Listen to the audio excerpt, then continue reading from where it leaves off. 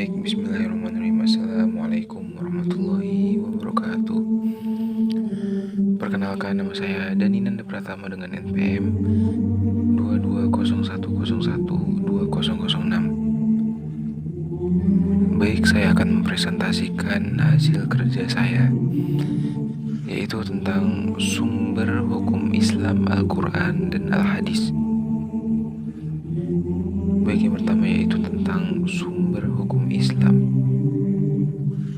Islam adalah agama yang sempurna yang tentunya sudah memiliki aturan dan hukum yang harus dipatuhi dan dijalankan oleh seluruh umatnya. Setiap aturan dan hukumannya memiliki sumbernya tersendiri sebagai pedoman dalam pelaksanaannya.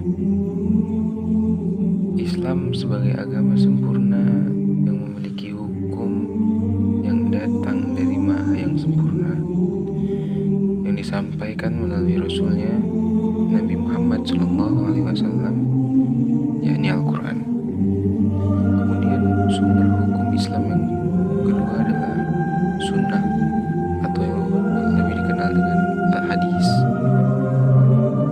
Al-Quran dan Hadis adalah sumber utama bagi seluruh umat muslim di dunia guna mencapai kebahagiaan dunia maupun akhirat. Al-Quran dan Al-Hadis ini ajarannya selalu berlaku sepanjang masa. Membacanya bernilai ibadah dan mengamalkannya berujung kebahagiaan. A. Pengertian Al-Quran. Al-Quran secara bahasa berarti bacaan, dan menurut istilah usul fiqh berarti kalam atau perkataan Allah yang diturunkannya dengan perantara malaikat Jibril kepada Nabi Muhammad SAW dengan bahasa Arab serta dianggap beribadah bagi pembacanya. Diawali dengan surat Al-Fatihah dan diakhiri oleh surat An-Nas.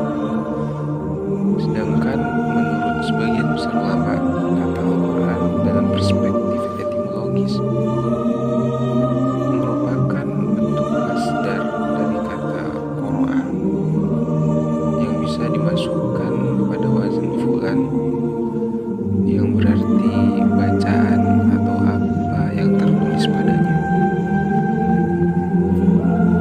B. Yaitu kedudukan Al-Quran.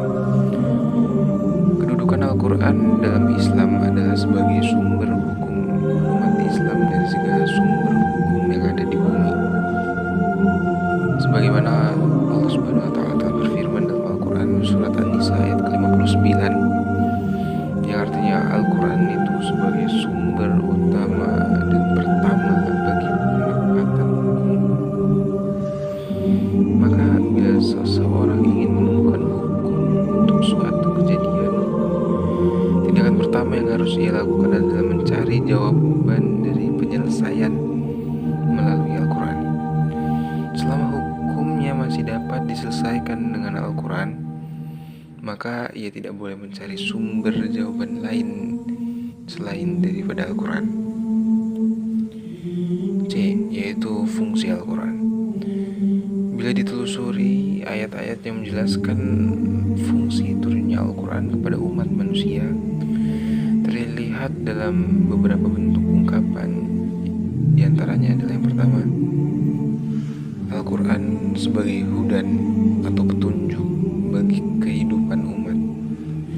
Fungsi hudan ini banyak sekali terdapat atau disebutkan dalam Al-Quran hingga lebih dari 79 ayat, seperti pada surat Al-Baqarah ayat kedua, yang artinya kitab Al-Quran ini tidak ada keraguan padanya, petunjuk bagi yang bertakwa.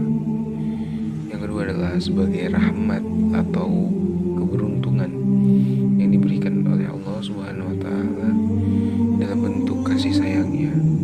Al-Quran sebagai rahmat tidak kurang dari 15 kali disebutkan dalam Al-Quran, seperti pada surat Al-Luqman, ayat kedua sampai 3. Inilah ayat-ayat Al-Quran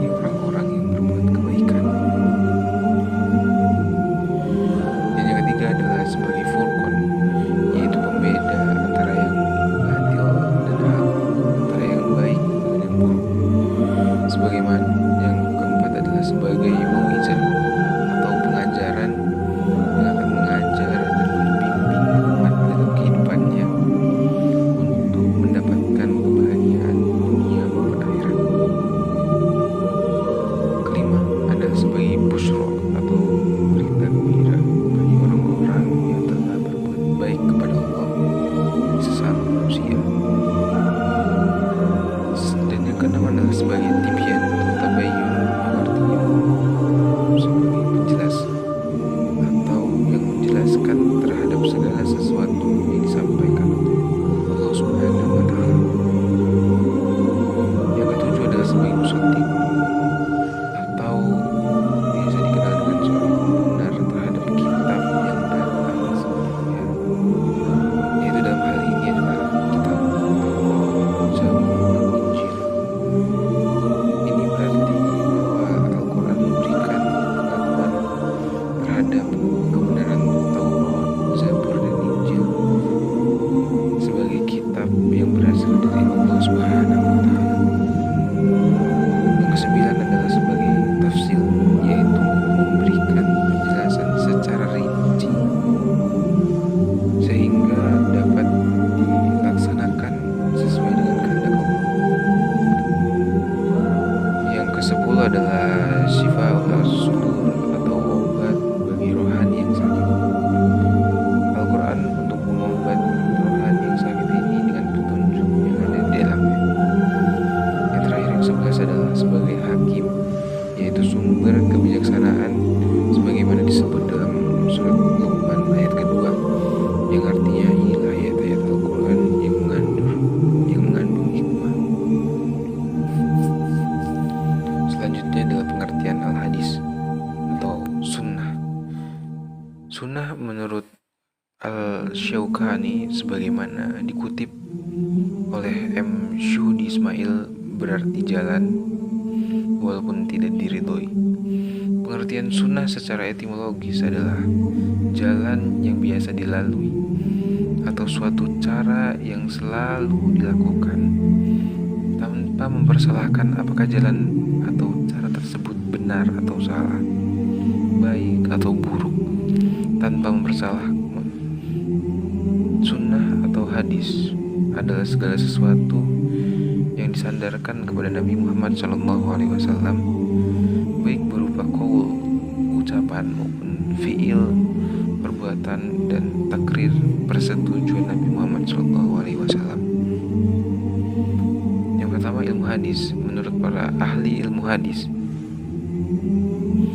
sunnah sesuatu yang disandarkan kepada Nabi Muhammad SAW, baik perkataan, perbuatan, maupun ketetapan. Yang kedua adalah usul fiqh. Menurut ulama ahli usul fiqh, sunnah adalah segala sesuatu yang diriwayatkan dari Nabi Muhammad SAW berupa perbuatan, perkataan, dan ketetapan yang berkaitan dengan hukum. Yang ketiga adalah ilmu fikih.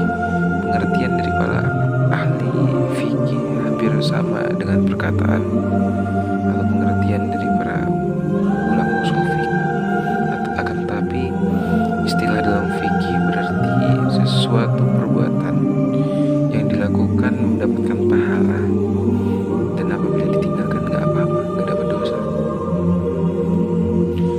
Selanjutnya adalah kedudukan al-hadis. Al-hadis atau sunnah sebagai sumber ajaran Islam kedua setelah Al-Quran menempati posisi yang sangat penting dan strategis dalam kajian-kajian keislaman berkenaan dengan keharusan menjadikan hadis sebagai pedoman hidup di samping Al-Quran sebagaimana pedoman utamanya.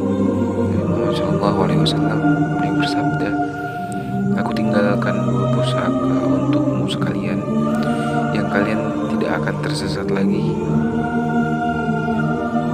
selagi kamu berpegang teguh pada keduanya, yaitu berupa Al-Quran dan Sunnah."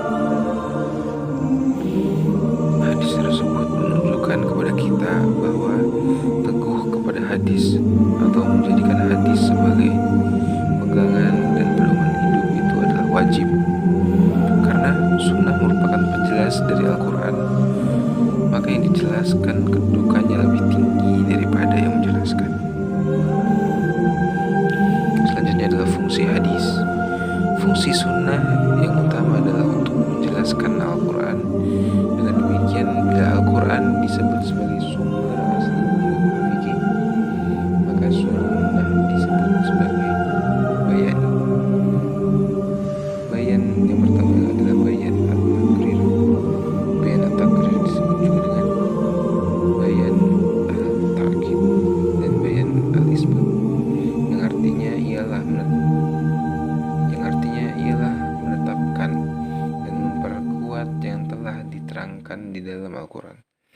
Fungsi dalam hal ini hanya memperkokoh isi kandungan Quran. Yang kedua adalah tafsir, bayan al-tafsir.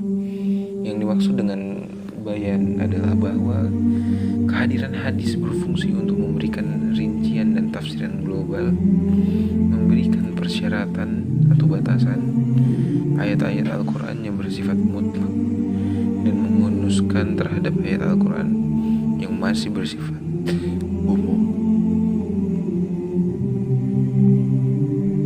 Yang ketiga adalah bayan at-tasyri'. Yang dimaksud dengan bayan at-tasyri' adalah mewujudkan suatu hukum atau ajaran-ajaran yang tidak didapati dalam Al-Quran, atau dalam Al-Quran hanya terdapat pokok-pokoknya saja. Yang terakhir, yang keempat adalah bayan al-nasakh. Kata nasikh secara bahasa berarti ibtal, membatalkan, izalah menghilangkan, tahwil memindahkan, dan taghyir mengubah. Para ulama mengartikan bayan al-nasikh ini banyak yang melalui pendekatan bahasa, sehingga di antara mereka terjadi perbedaan pendapat dalam mentarifkannya. Jadi intinya ketentuan yang datang kemudian tersebut menghembus ketentuan yang datang terdahulu, karena yang akhir dipandang lebih luas dan lebih cocok dengan nuansanya.